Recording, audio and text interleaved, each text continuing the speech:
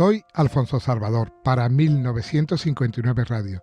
Presentamos Historia de la Literatura, episodio número 6. Literatura latina, época arcaica. El pueblo romano y la lengua latina. El núcleo central de lo que más tarde había de constituir el inmenso imperio romano tuvo su origen en el Lacio, región cercana a la desembocadura del Tíber. Los romanos fueron en sus comienzos un pueblo de agricultores y soldados, trabajadores laboriosos y austeros, dotados de gran talento práctico y hábiles organizadores. En la no interrumpida marcha hacia su grandeza, Roma se encontró con Grecia, cuya valiosa civilización heredó primero y más tarde difundió por Occidente. Los orígenes y caracteres de la cultura latina están, pues, ligados íntimamente a la especial idiosincrasia del pueblo romano y en este contacto con la cultura griega, muy superior y por tanto decisivamente influyente. Esto se advierte de modo particular en las manifestaciones literarias, que alcanza su máximo esplendor como fruto de la imitación del modelo griego, sin que por eso dejen de tener un sello muy latino. Antes de recibir la influencia griega, apenas existía en Roma literatura imaginativa y sentimental. Y aun después de su contacto con Grecia, se da predilección manifiesta por los géneros literarios de carácter práctico y concreto, oratoria, historia, moral, etc. El idioma hablado por los habitantes del Lacio era el latín, lengua perteneciente a la familia indoeuropea y por ello emparentada con el griego y demás lenguas nacidas del mismo tronco lingüístico. El latín no es tan flexible y armonioso como el griego, pero por su concisión y gravedad fue instrumento expresivo ideal para un pueblo de juristas y oradores. Épocas de la literatura latina. La historia de la literatura latina puede dividirse en tres épocas, presididas de un periodo preliterario, que comprende desde el comienzo hasta el fin de la Primera Guerra Púnica 242 a.C. Primera época, época arcaica o de formación, que se extiende hasta la muerte de Ciro en el 78 a.C.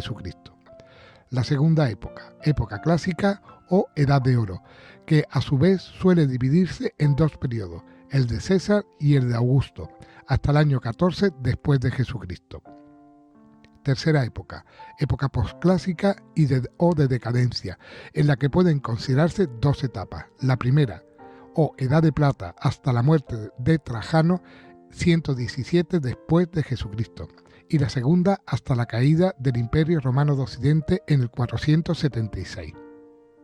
Periodo preliterario. Hasta mediados del siglo III a.C. apenas se conservan otros testimonios de la existencia de una incipiente literatura que algunos fragmentos rudimentarios o simples referencias en obras de escritores posteriores. Así se tiene noticia de ciertos himnos religiosos, como los de los sacerdotes Salios y Arbales. Hubo también un esbozo de representaciones escénicas de tramas improvisadas, las de Atela en Campania y en el norte de Italia diálogos rústicos recitados con ocasión de ciertas fiestas religiosas y familiares. La prosa está representada por textos legales como la Ley de las 12 tablas, grabada en bronce y colocada en el foro, y los Anales de los Pontífices, en los que los jefes religiosos escribían los nombres de los cónsules y los principales acontecimientos ocurridos en el año. Época arcaica.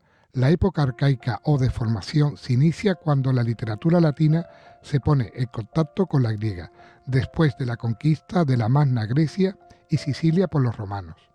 A partir de este momento, la naciente literatura de Roma pierde su originalidad, pero se enriquece y renueva al configurarse con la griega, en afán de inteligente y creadora imitación.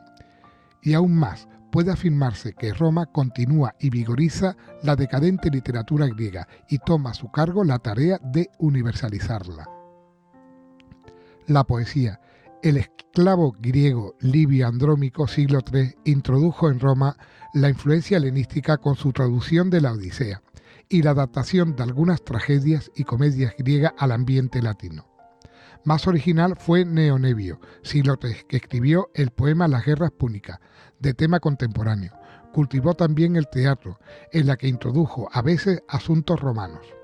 Quinto Ennio, siglo II, además de algunas obras dramáticas conocidas solo fragmentariamente o por referencia, escribió un poema histórico en hexámetro, Los Anales, que abarca desde la fundación de Roma hasta los tiempos del autor, a quien no faltan entusiasmo y vigor típicamente romano. La comedia, aunque las fábulas atelanas pudieron haber originado un teatro latino autóctono, la imitación griega se impuso en la tragedia y en la comedia. La división entre estos dos géneros teatrales existió en Roma desde el principio, pero mientras de la comedia se conservan numerosos ejemplos, no han quedado ninguna muestra de la tragedia. Esta se denomina pretesta, cuando el asunto era romano, por el nombre de la toga que vestían los magistrados romanos. La comedia podía ser togada o paliata, según que el asunto fuese romano o griego, en cuyo caso los personajes vestían la toga romana o el pallium, manto griego, respectivamente. En la comedia paliata, el tema griego inspirado en la llamada Comedia Nueva, sobresalieron los dos autores cómicos más importantes de la literatura latina, Plauto y Terencio. Tito Macho Plauto, siglo III, era oriundo de Umbría, fue actor y después comerciante, pero fracasó y tuvo que trabajar en oficios serviles. Más tarde compuso comedia, con la que alcanzó mucho éxito y pudo vivir holgadamente. Plauto, como hemos dicho, se inspiraba en el modelo griego, pero adapta el lenguaje y el ambiente al mundo romano. Su arte descansa en la complicación de las situaciones y en la fiel reproducción del lenguaje popular, aderezado con la más ingeniosa variedad de chistes y juegos de palabras. Con eso consigue verdaderos aciertos de comicidad, un tanto vulgar. No repara en descender a extremos de mal gusto. Entre sus comedias se encuentra como más famosa Anfitrión. Júpiter y Mercurio toman respectivamente la figura de Anfitrión, príncipe de Tebas, y de Socia, su esclavo, dando con ello lugar a situaciones equívocas. Aulularias. Un avaro ridículo encuentra una olla aulula llena de monedas de oro y anda preocupadísimo sin saber cómo ocultarla. La situación cómica se produce porque el receloso avaro relaciona con su tesoro todos los dichos y hechos de quienes le rodean. Miles Gloriosus, el soldado fafarrón y las burlas de que es objeto. Captivis, el padre de dos hijos, pierde uno de ellos en un combate. El otro le había sido sustraído anteriormente. Después de muchas peripecias, recobra los dos. Manesmi, la equivocación producida por el parecido físico de dos hermanos gemelos. Plauto es una de las grandes figuras del teatro, a pesar de la falta de originalidad en los asuntos de sus obras.